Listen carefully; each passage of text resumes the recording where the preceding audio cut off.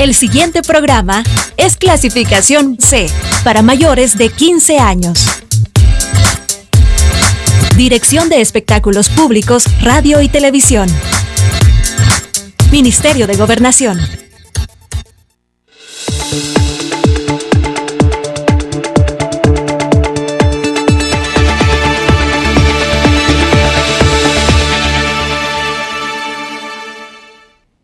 Bienvenidos a un nuevo programa de temas y debates con Ricardo Sosa, que se transmite de lunes a viernes de 7 a 8 de la noche. En esta oportunidad hacemos una revisión al Consejo Nacional de Administración de Bienes, conocido como CONAB. ¿Qué es el CONAB? ¿Cuál es su base jurídica? ¿A qué se dedica? ¿Cómo está desarrollando sus operaciones desde su lanzamiento? ¿Cuál es el enfoque y el relanzamiento que le da la nueva administración del gobierno del presidente Nayib Bukele? Todo eso y más esta noche con nuestro invitado, el licenciado y magíster Douglas Castellanos, quien es el director ejecutivo del CONAB. Licenciado, bienvenido a este espacio. Muchas gracias, Ricardo, por la oportunidad. Estamos a tus órdenes. De lo simple a lo complejo, ¿qué quiere decir el CONAB? Prácticamente nuestros amigos y amigas televidentes no están relacionados con el desarrollo de la sigla, pero más sí con la cierta información, y más recientemente una conferencia de prensa donde se dio a conocer una subasta y fue como un relanzamiento público de la imagen del CONAB. Bueno, sí, gracias. El CONAB, como tú lo decías, es el Consejo Nacional de Administración de Bienes. Esta es una institución de derecho público y en la cual nace por mandato de ley, que es la Ley Especial de Extinción de Dominio. La Ley de Especial de Extinción de Dominio surge, se le da vida jurídica propiamente en noviembre del 2013 y es por ese Ministerio de Ley que nace el CONAB. Este CONAB, desde su nacimiento, no es una ley específica para el CONAB, sino que es en la de extinción de dominio donde surge la figura de la administración. Es correcto. Ahora, quizás es bueno tocar algunos puntos aquí, y es que esto tiene su base antecedentes, y antecedentes importantes como son tratados internacionales. La Convención de las Naciones Unidas contra el tráfico de estupefacientes y sustancias psicotrópicas, la Convención de las Naciones Unidas contra la Corrupción y la Convención de Palermo. Entonces, ¿qué es lo que ocurre?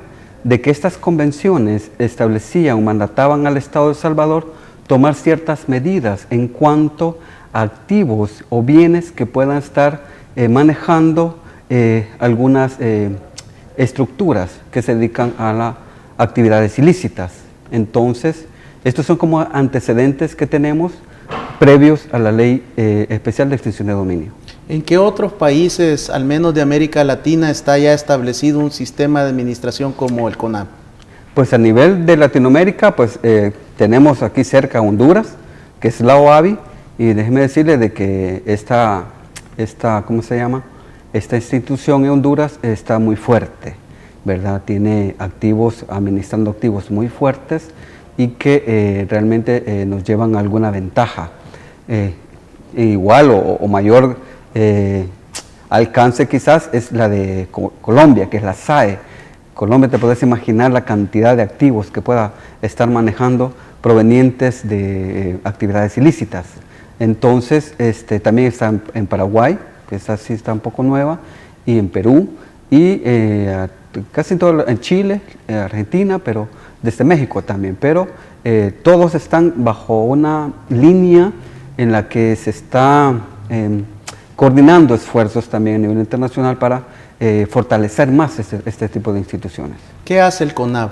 ¿Quién le acredita y le dice, señores del CONAB, aquí están estos bienes, administrenlos? Ok, te comento, la Ley de Especial de Extinción de Dominio contempla dos aspectos fundamentales. Un aspecto es el aspecto judicial, digamos, el procesal, en la cual se crea incluso una unidad en la Fiscalía General de la República, la Unidad Especial de Extinción de Dominio.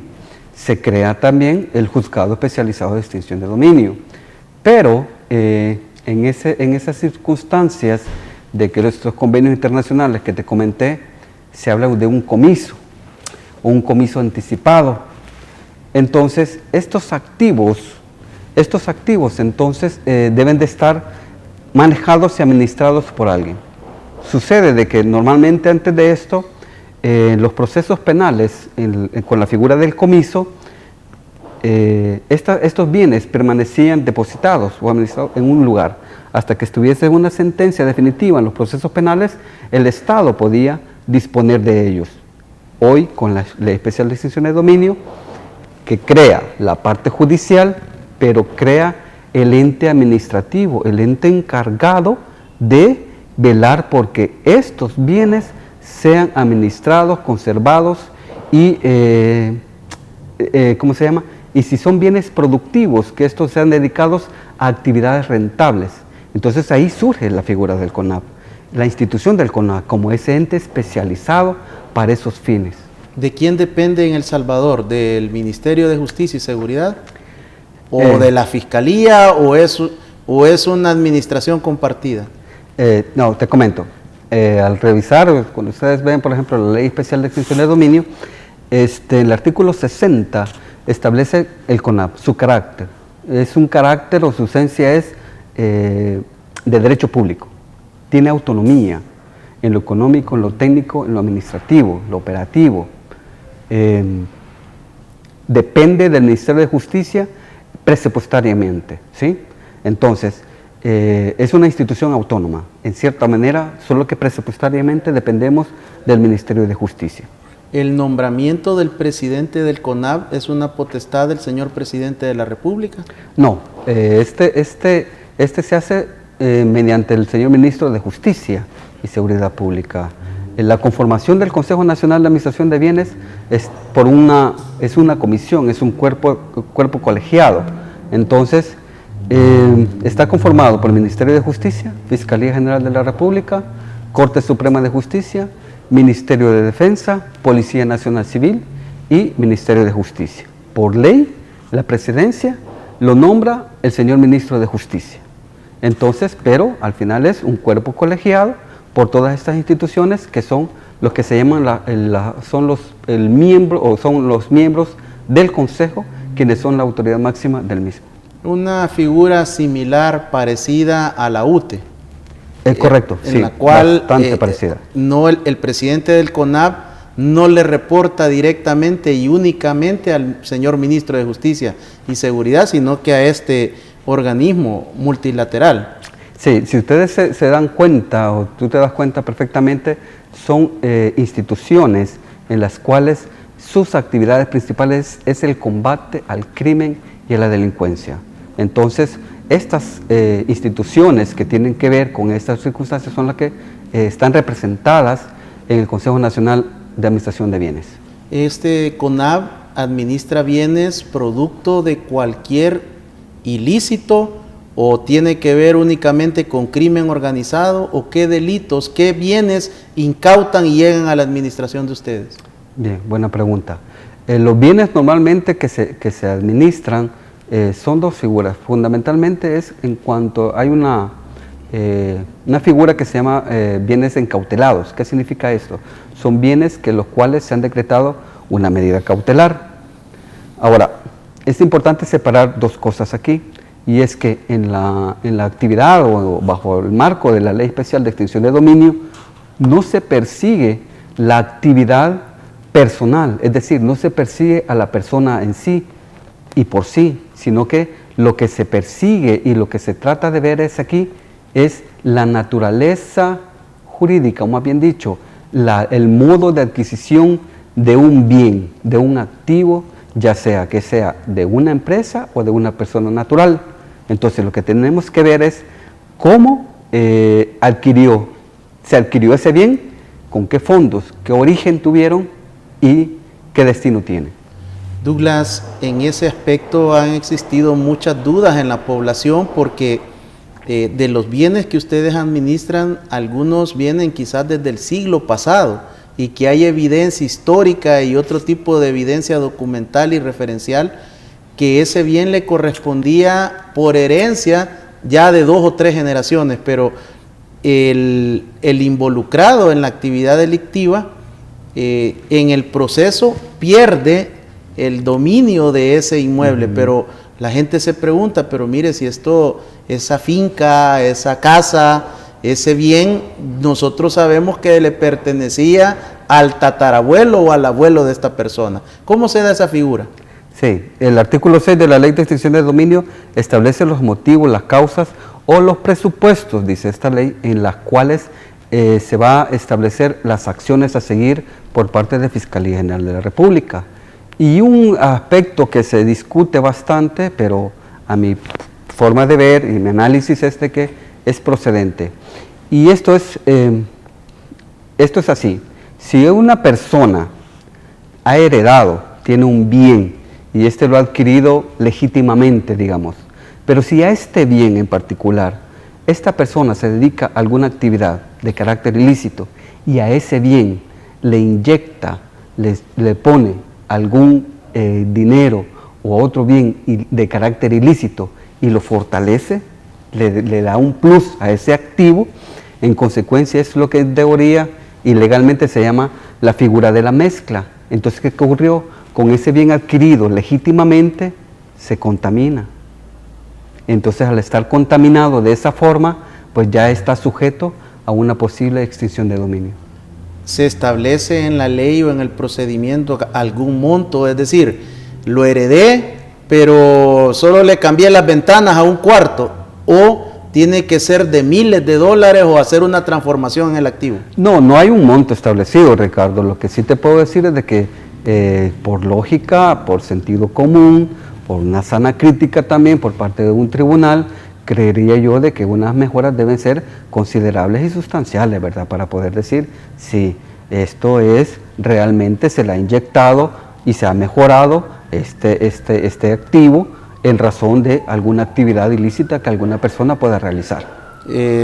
Sin duda esto ya implica la labor de peritos, que elaborarán un dictamen y será la instancia superior la que va a tener la sana crítica de adjudicarlo. Es correcto, o sea, todo esto, por eso te explicaba, Fiscalía General de la República tiene la acción en este tipo de casos. Es una acción autónoma y esto es importante también que se sepa.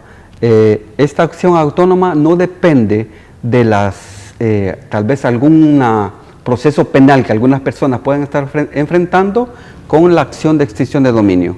Son acciones autónomas, ¿sí? Entonces, en esta acción autónoma de la extinción de dominio, Fiscalía General de la República tiene las facultades para poder, como tú sabes, constitucionalmente, a indagar, investigar, documentarse, etcétera, etcétera. Entonces, una de las actividades fundamentales es esa.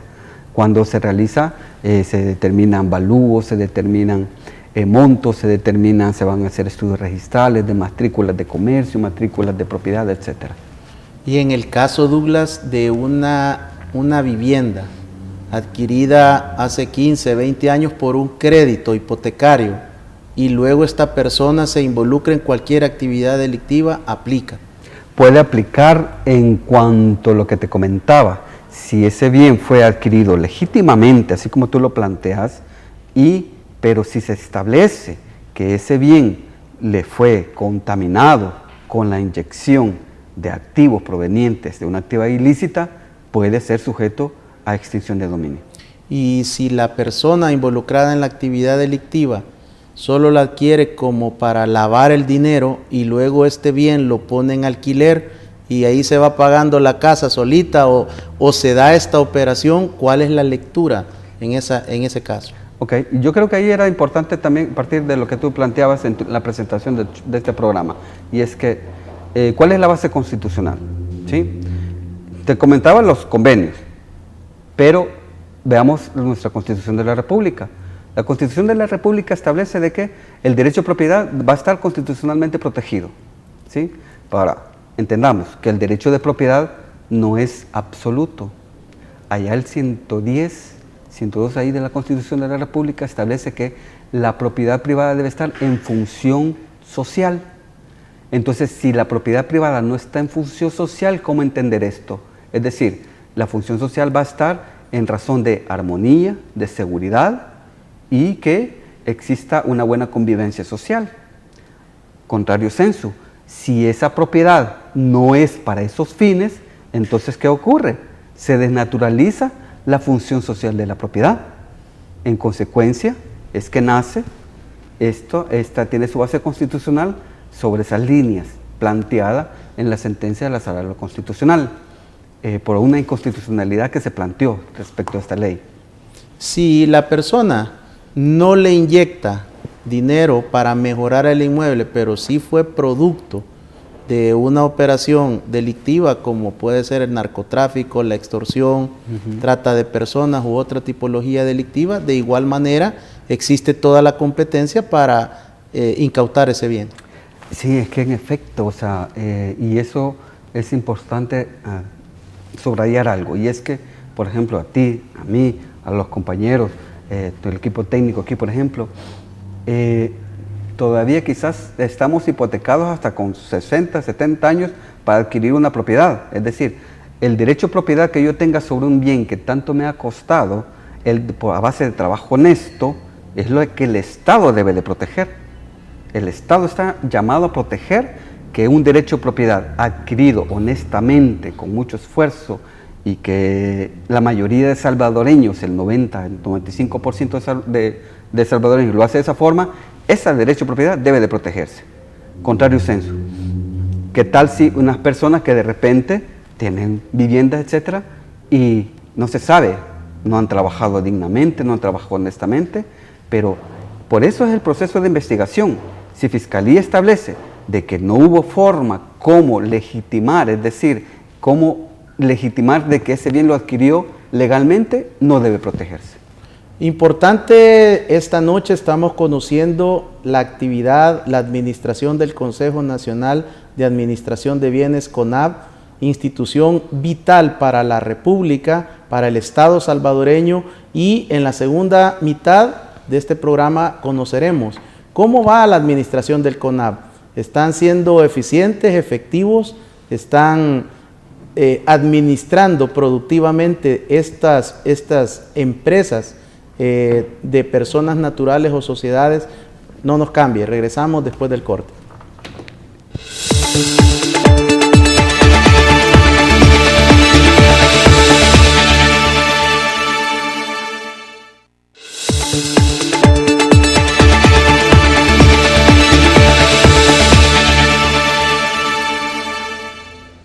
El maestro Douglas Castellanos, director ejecutivo del Consejo Nacional de Administración de Bienes, CONAB, en esta oportunidad. Maestro, ¿qué sucede con aquellas personas del sector informal que no cotizan, no tributan, no facturan y tienen ingresos superiores a una mediana empresa y han adquirido vehículos, casas, haciendas, ranchos de playa, casas de montaña? No hay ninguna injerencia de parte del CONAB o de la Fiscalía en estos casos, porque tenemos consultas sobre esa dirección. O sea, no hay manera de comprobar el origen de estos fondos, más que decir que tiene un negocio X.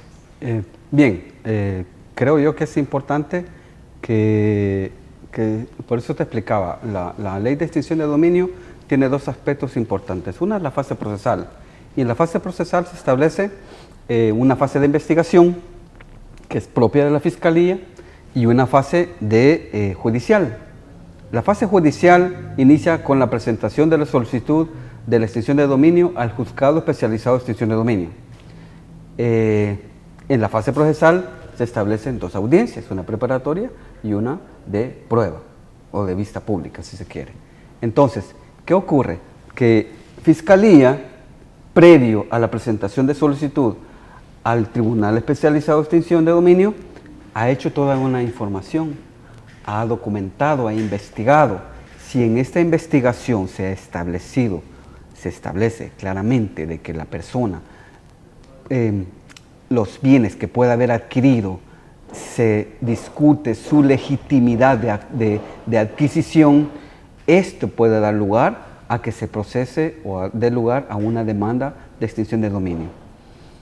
Sé que en el sector informal es difícil a veces buscar o establecer el mecanismo idóneo para ver cómo es que estas personas adquieren sus cosas y sus actividades que realizan.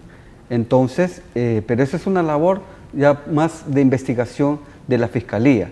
Pero si se establece, lo que sí quiero ser concluyente con esto es que si se establece por medio de la Fiscalía General de la República que algunas personas dedicadas a actividades informales, como tú decís, y adquieren bienes de forma ilícita o de forma ilegal, que linden o estén vinculados con actividades delictivas, entonces puede ser sujeto de una extinción de dominio. En estas convenciones y toda la normativa internacional que nos mencionabas en la primera mitad y a nivel de jurisprudencia internacional, no se invoca actividades de comercio informal que rayan la ilegalidad en la adquisición de bienes. ¿Esto está en un limbo jurídico o definitivamente no se incorpora como posibilidad?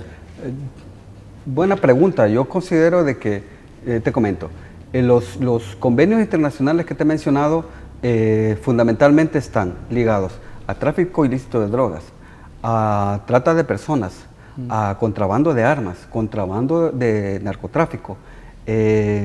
Nosotros hemos incorporado, con muy nuestros también, problemas o situaciones de maras, de pandillas. Extorsión, sin duda. Extorsión, por supuesto. El Grupo de Acción Financiera Internacional, que se llama GAFI, está orientada sus actividades, y esto forma parte del Estado de El Salvador, en cuanto a este tipo de delitos, más de carácter de crimen organizado, de estructuras criminales más complejas y que puedan tener una incidencia negativa en una sociedad de un estado determinado, como el nuestro, peor. En El Salvador tenemos también una connotación, no sé si especial o particular, pero son delitos relacionados a la corrupción, que también han incautado bienes a exfuncionarios. ¿Esto es una legislación particular de El Salvador o también ya está en la región operando? Sí, es la Convención de las Naciones Unidas contra la Corrupción. Esta Convención de las Naciones, que fue ratificada por el Estado de El Salvador, es el marco internacional. La ley de extinción de dominio lo que viene a hacer a constituir es a complementar estos instrumentos de carácter internacional, ¿sí? No solamente aspectos de delincuencia organizada, de crimen organizado, sino también contra delitos de corrupción, porque tienen una incidencia negativa en todas las sociedades del mundo. ¿Están ratificados todos los tratados y convenios por El Salvador? Exacto, sí es. Están ratificados y, como te comentaba, la ley de extinción de dominio es un complemento a estos instrumentos internacionales.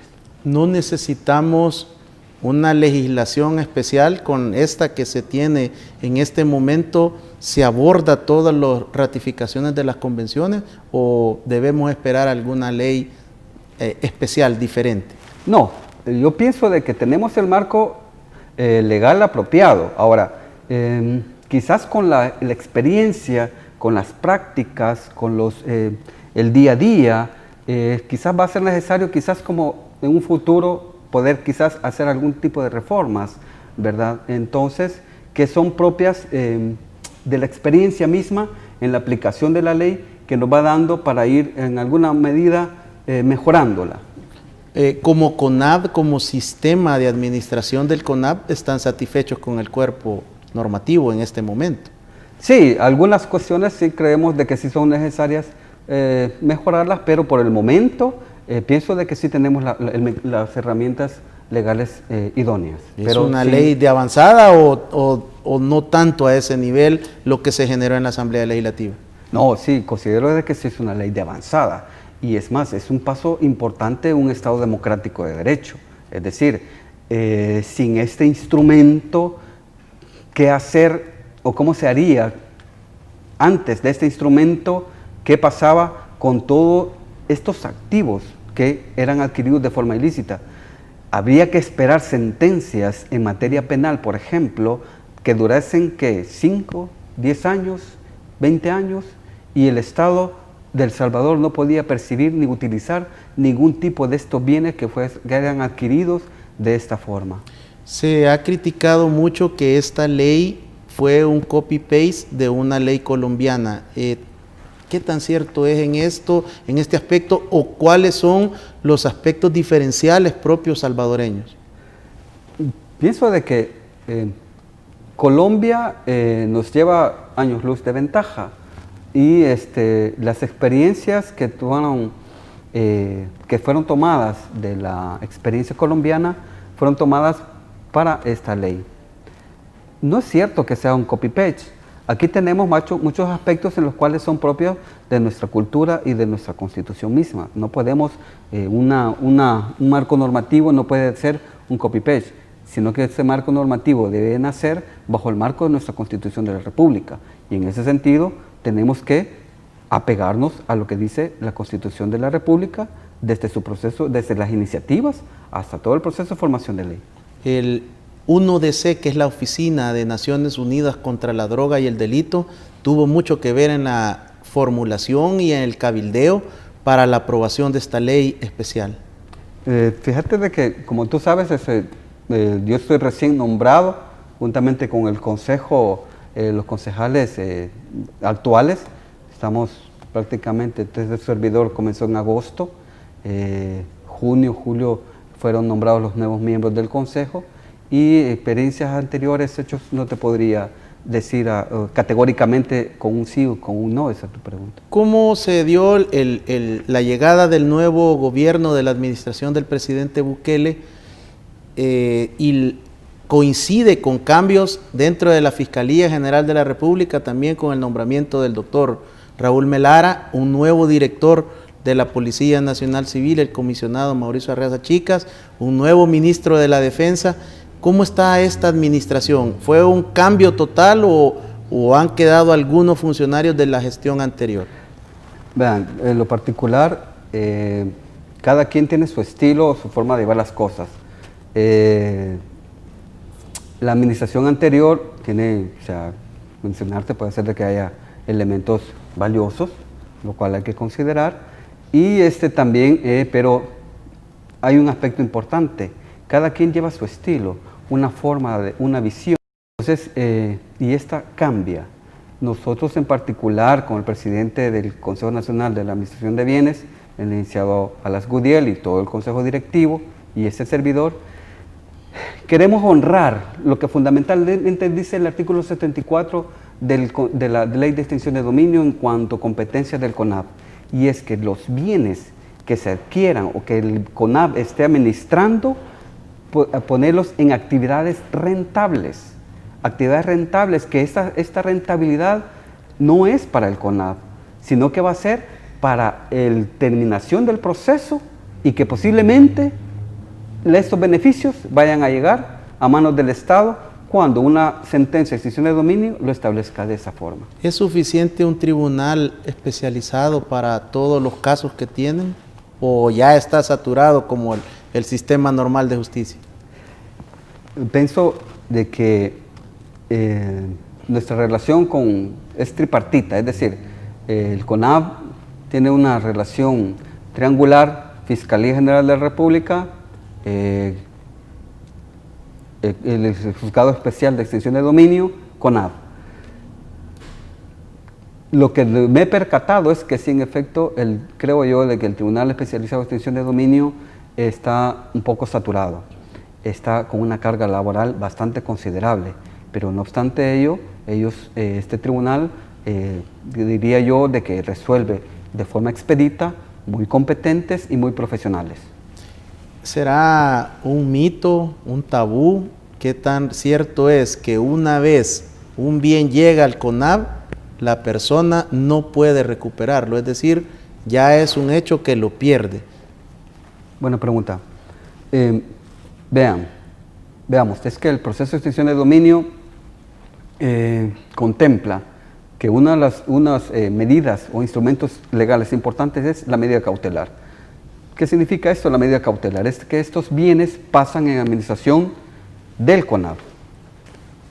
No es cierto de que la persona lo tenga en este momento procesal, lo va a tener perdido, considerado perdido este bien.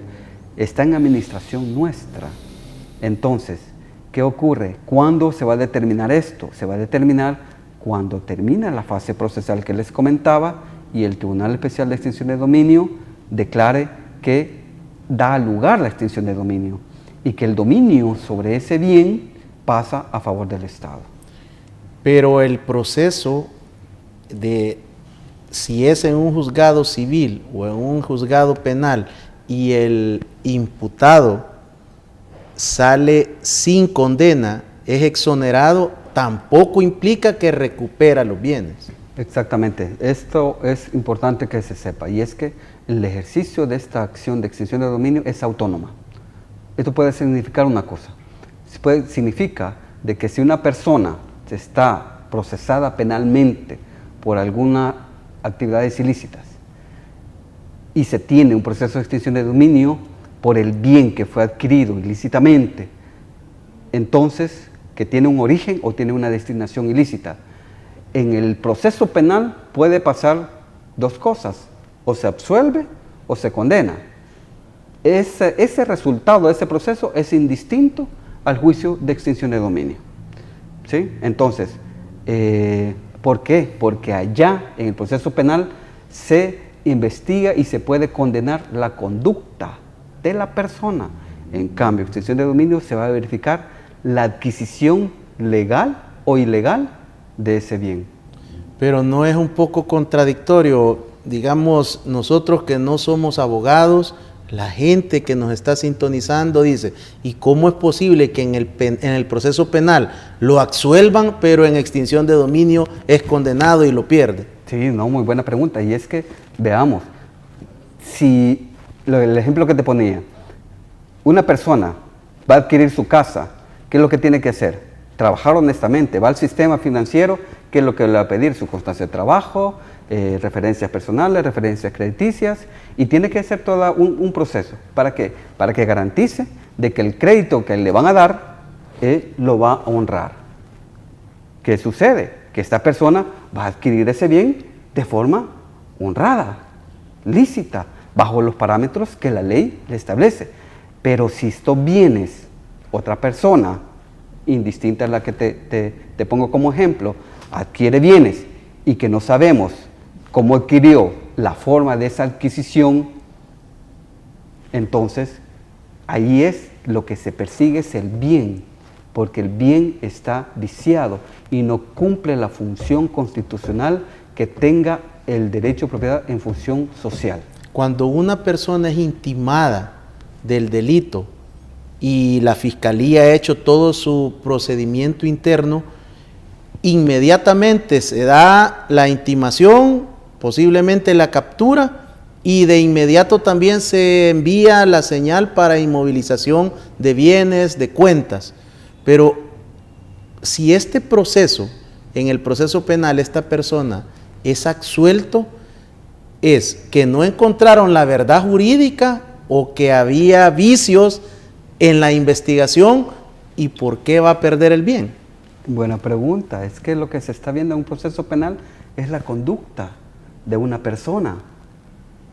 Sí, no sé si pero hay una en el ejemplo anterior, Douglas, sí, tú dijiste, una persona va al sistema financiero y solicita un crédito, lleva su constancia de sueldo, su AFP, etcétera. Pero también esta persona puede tener ahorro, puede tener una casa de $300,000, la vende y compra dos de 100,000 y se queda con 50,000. Esa es otra figura que no necesariamente es una compra ilícita. Por eso es el proceso de extinción de dominio. O sea, el proceso de extinción de dominio lo que hace es, recibe el tribunal una solicitud de fiscalía, ¿sí? Se da audiencia al posible afectado para que él comprueba, o sea, establezca fehacientemente que este bien lo adquirió legítimamente, porque de repente puede ser una persona, un empleado de cualquier empresa o del gobierno, pero de repente, ¿y quién quita? Y es heredero de una buena cantidad de dinero, de una buena cantidad de bienes. Entonces, viene sobre esa base, viene y paga sus bienes, paga sus créditos adquiere más propiedades, pero sobre una base, pero no de forma que no pueda justificarlo, entonces el bien puede ser reputado que fue adquirido ilícitamente. Incluso se pudo haber ganado la lotería, aunque parezca risible, pero Exacto. En ese momento, ¿qué pasa con aquellas personas que no son ordenadas, que no llevan cuentas, que todo lo votan, que no guardan contratos, que no guardan ningún tipo de respaldo? ¿Qué sucede en ese momento? ¿O esto también es propicio para hacer una invitación a hacer una vida más ordenada en este aspecto? Exacto, sí. Buen llamado a la ciudadanía, es que aprendamos a ser ordenados. Hay casos, por ejemplo, que la misma ley nos obliga a que registremos nuestros documentos. Por ejemplo, en el registro de la propiedad, pues si vas a adquirir un inmueble, pues o sea, cualquiera persona sabe de que por ley y para garantía también hay que inscribirlo en el registro de la propiedad, ¿verdad? Ahí lo documentás, pero hay otros hechos en los cuales, como tú comentás, de que no se documentan. Es importante tener documentado todas estas actividades y todos estos ingresos que se pueden Douglas, tener. ¿qué sucede con casos en los cuales la vivienda o el bien ya estaba pagado y esta persona, el esposo o la esposa, dio como garantía este bien y luego viene el CONAV a través de la orden incautan estos bienes? Sí. Hemos tenido casos de esos en los cuales un tercero salió perjudicado porque era una garantía. Sí, correcto. Y perfecta declaración, Ricardo, es que no es el CONAV, es Fiscalía. Fiscalía que sobre la base de la ley puede implementar medidas cautelares. Posteriormente el tribunal la ratifica, pero cuando se implementa la medida cautelar pasa a manos de CONAV para su administración. ¿Qué es lo que ocurre? En la ley de extinción de dominio se llama la figura de los terceros de buena fe. Entonces, y los terceros de buena fe, en cualquier momento del proceso, dice la ley de extinción de dominio, en cualquier fase del proceso, puede abocarse al tribunal y probar de que es tercero de buena fe y por lo tanto se tendría que resolver a su favor. En este caso, el comentario popular es que la Fiscalía primero incauta y después averigua, y que soy yo el afectado el que tengo que demostrar la procedencia del bien. ¿Es así? ¿O la Fiscalía, digamos, si encuentra en el registro de vehículos 3 vehículos a nombre del imputado, le aplica la medida cautelar y que después él demuestre? Sí, es que, vean, no es como con la forma antejuadiza, por eso explicaba, la Fiscalía tiene la facultad e investiga prima facie. O sea, la investigación de Fiscalía es en ese sentido, ver la forma de adquisición, qué tipo de bienes se adquirieron, identificarlos, procesarlos, para posteriormente tener ya ellos documentada su investigación, proceder a unas medidas cautelares y posteriormente a la solicitud de extinción de dominio.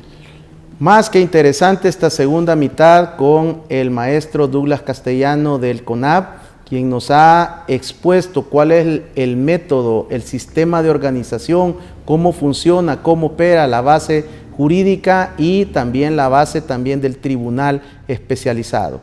Al regresar del corte, nos vamos a dar cuenta cómo ha ido creciendo esta administración del Consejo Nacional de Administración de Bienes. ¿Cuántas empresas, cuántas sociedades tienen a la fecha bajo su administración? Regresamos.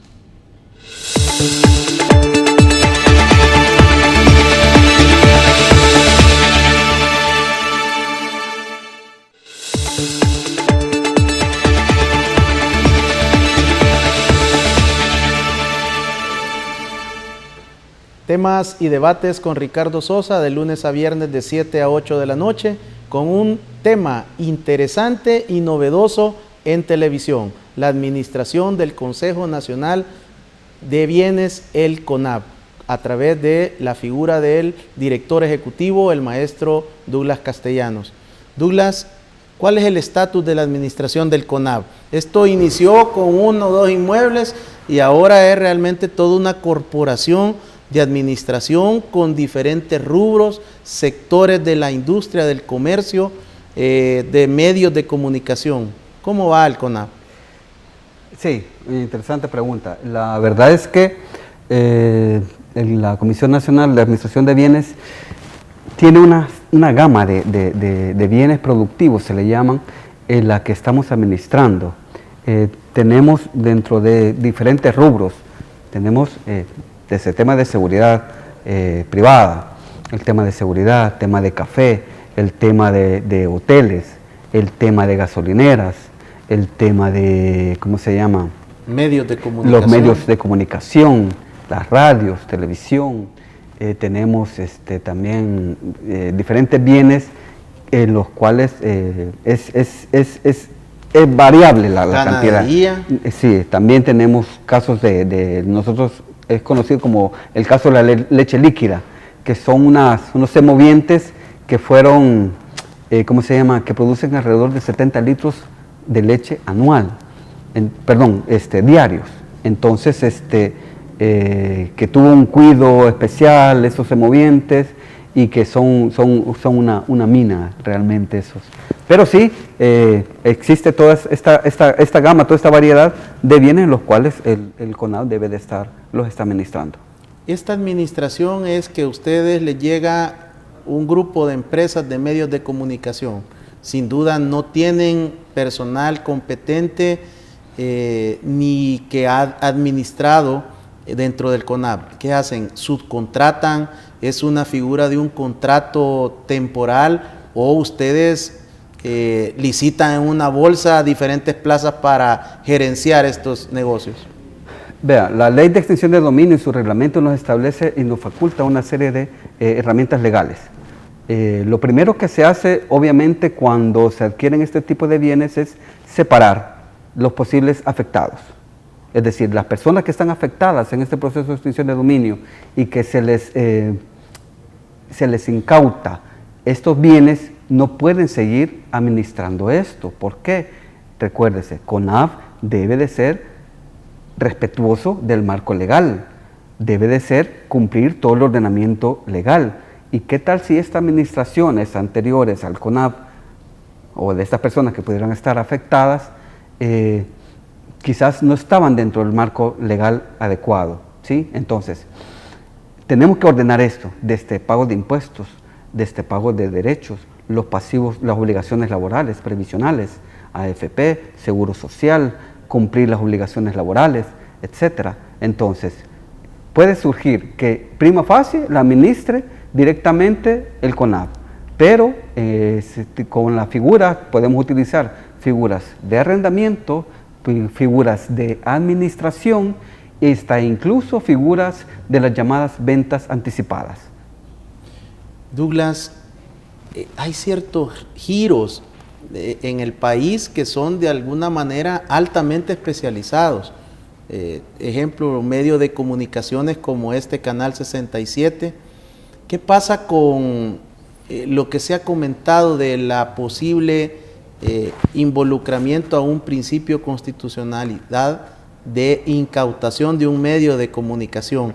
¿Cómo va este tema? ¿Ya hay recursos en la sala de lo constitucional de la Corte Suprema o todavía está sin que alguien se muestre ofendido?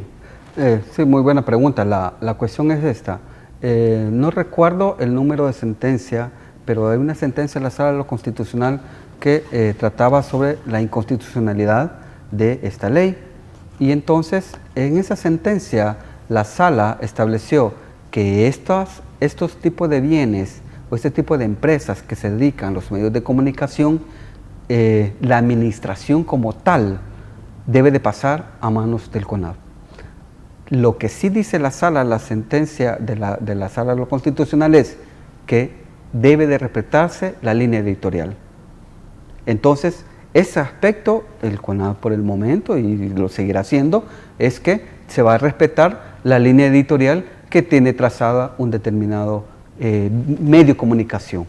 En la administración del día a día de todas estas empresas, sociedades de diferentes giros de la economía nacional, ¿ustedes como CONAV se involucran en solo la chequera como tal, ingresó, ustedes firman un cheque de salida, le dan prioridad a los pagos o están en el día a día con los proveedores. ¿Hasta dónde llega el alcance de esta administración? Gracias. Mira, no podemos estar solamente chequeando y estar pendiente de los flujos financieros. Es importante eso, definitivamente.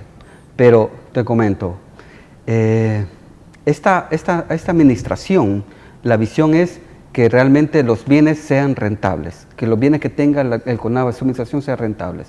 Te comento, hoy salió la nota en el periódico, por ejemplo, una actividad relacionada al surf, ¿sí? que se va a realizar esta semana. ¿Qué es lo que se realizó por parte de Presidencia y por orden también del Consejo Nacional de Administración de Bienes?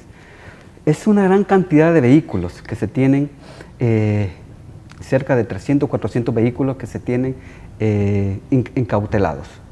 Entonces, ¿qué es lo que se hizo? En lugar de que estén estos vehículos, muchos vehículos que se puedan utilizar, dos líneas. Una, utilizarlas ahora en alianza con Corsatur, que transporten turistas del aeropuerto a los diferentes hoteles y playas de la Libertad. ¿Y qué logramos con esto? Ingresos, que no se siga deteriorando el inmueble, el vehículo en este caso, y que se logre la rentabilidad que tanto que se espera. Entonces, tenemos esos casos en los cuales nos preocupa mucho ese giro diario de las actividades de las empresas. Te comento, por ejemplo, una empresa de seguridad, la semana pasada nos llegó con un problema, con una licitación. Veamos cómo se resuelve y nos involucramos en todas esas actividades en pro de que estas empresas, estas sociedades sigan con su curso normal y por el contrario, si se puede lograrles un punto de equilibrio y si se mejora esto, pues mejor. Las pymes, la mediana y la gran empresa, en términos generales, tienen temor de contratar servicios y productos o comprar a estas empresas que están administradas por el CONAV, por el supuesto de que si ingresan algún tipo de dinero, la Fiscalía va a llegar a supervisarlas, a inspeccionarlas, o el Ministerio de Hacienda. ¿Este es un mito, Douglas, o hay algo de legalidad en ese pensamiento? Gracias, Ricardo, por esta pregunta. Mira, y esto es vital y por eso también te agradezco la oportunidad. Veamos al CONAV en este sentido, veámoslo como un socio. Es decir, el sistema financiero, por ejemplo, todavía hay algunas cosas que nos cuesta como arrancar y hacerles ver que esto es importante para la ciudadanía, para la sociedad. Por ejemplo, el tema de hoteles, te comento, estamos limitados con los POS. ¿Por qué? Había transferencias internacionales que se hace por POS, pero están limitados, ¿por qué? Como los hoteles están vinculados a una persona que está siendo procesada penalmente por unos delitos, entonces el impacto reputacional es difícil quitárselo. Pero el llamado es a la empresa privada, a las mismas instituciones del gobierno, que si estos bienes están en administración CONAV, nosotros somos los garantes de que estas empresas funcionen con toda la legalidad, respetuosos desde la Constitución de la República y las demás leyes del país. No se pueden permitir ningún tipo de ilegalidades en cuanto esté en administración del CONAV. No hay ningún riesgo de que el que está comprando, el que está pautando publicidad en radio, en televisión, de medios del CONAV o de otro giro, se le diga que está tratando de lavar dinero porque estas personas están con un proceso judicial. No, vean, estas empresas están manejadas por el CONAV. Entonces, ¿qué es lo que ocurre? Está en administración nuestra. Si está en administración nuestra, va a ocurrir de que dos cosas. En el proceso de extinción de dominio, al final, ¿se resuelve a favor del Estado o se resuelve a favor del afectado? Si se resuelve a favor del afectado, ¿qué ocurrió? Ocurrió que él probó de que todos sus bienes fueron adquiridos legalmente. ¿Ok? Por el otro lado, y se le devuelve. Por otro lado, se da a favor del Estado, ¿qué ocurre? Entregarle a favor del Estado empresas, sociedades fuertes, estables financieramente, Entonces, ¿qué ocurre? Que esa es la visión que debemos de tener, que para fortalecernos, las administraciones nos den la apertura de que sean vistas estas empresas en buena lid. Y solo para darte un dato, es que más o menos no manejo muy bien las estadísticas, pero es alrededor de un 4 a 5% en los que se han declarado los juicios de extinción de dominio a favor de los afectados. Es decir, el 95% tenés que las sentencias han sido a favor del Estado, de la extinción de dominio. ¿Cómo vencer ese gran reto que tienen ustedes como administradores? Porque existe un mito y es que se dice que el Estado no es buen administrador, mucho menos generador de utilidades o que tenga la capacidad de producir. ¿Cómo enfrentar ese gran desafío de poder no solo recibir en administración una empresa, una sociedad, sino que hacerla crecer, mantener su reputación, cómo mejorar su imagen, cómo vender más? ¿Cómo están manejando esa situación? Sí, mira, lo que pasa es esto, de que el CONAV, la ley de extinción de dominio te decía, maneja dos cosas, lo que es las fases procesales, las fases judiciales y la parte de la administración de bienes. El CONAV es una institución de carácter público, está bien, pero en su accionar debe de hacer funciones como que fuese dueño y como si fuese empresa privada. Entonces se dice, por ejemplo, doctrinariamente, que este tipo de instituciones son unas figuras sui generis, ornitorrincos si querés, porque son especímenes raros. Tenemos una función de derecho público, o sea, nacemos como institución pública, pero somos en su funcionar acciones de agentes privados. Entonces, denos la oportunidad al CONAV de los bienes que estemos administrando, que van a ser rentables siempre y cuando se nos dé esta oportunidad.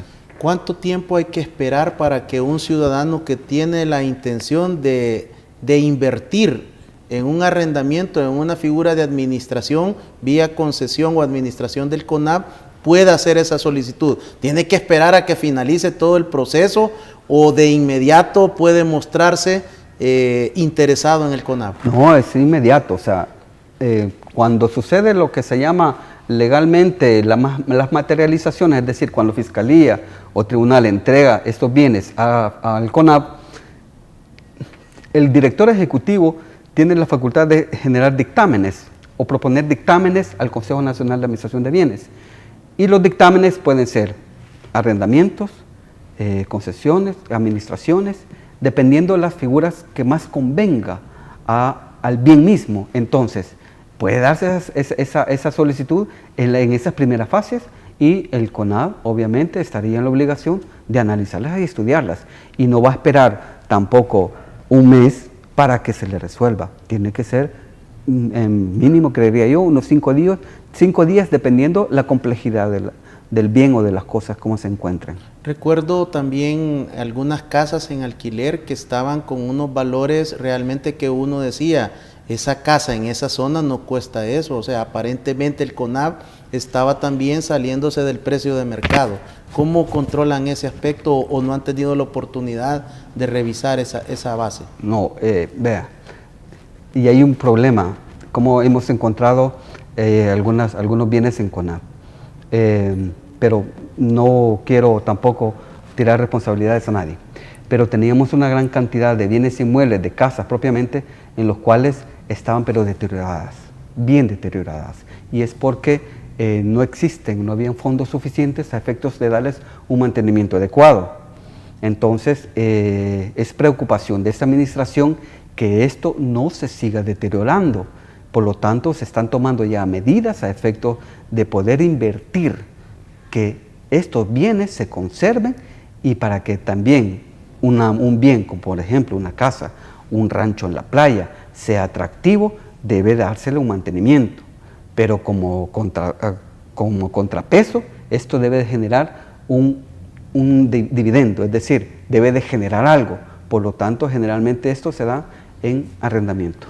La persona que es el propietario todavía mientras dura el proceso jurídico, durante la administración del CONAV, recibe utilidades, recibe un salario, digamos como hasta antes de la incautación, se podía adjudicar 8,000, 10,000, 15,000 dólares de salario. ¿Cómo se maneja esa situación cuando ustedes reciben? ¿Se mantienen todo este tipo de prestaciones para el imputado? Sí, muy buena pregunta. No es imputado, en el proceso de extinción de dominio no es imputado, es afectado, ¿verdad? Esta afectación de dominio, la extinción de dominio es una mezcla en materia civil y un poquito penal.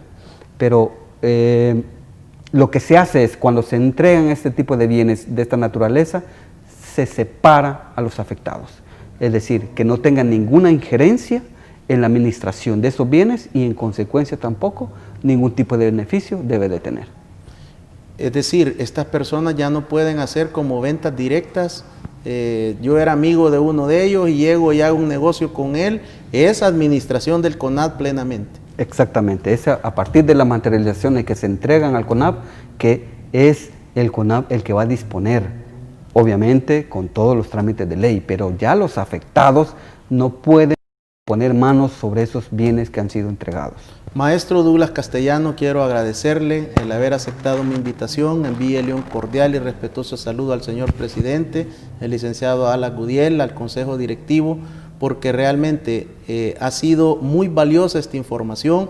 Es primera vez que en televisión el CONAP tiene una hora completa para detallar toda su base, toda su operación y toda la estrategia con la que están administrando. Me parece una labor extraordinaria y les animamos a continuar adelante en beneficio del Estado salvadoreño.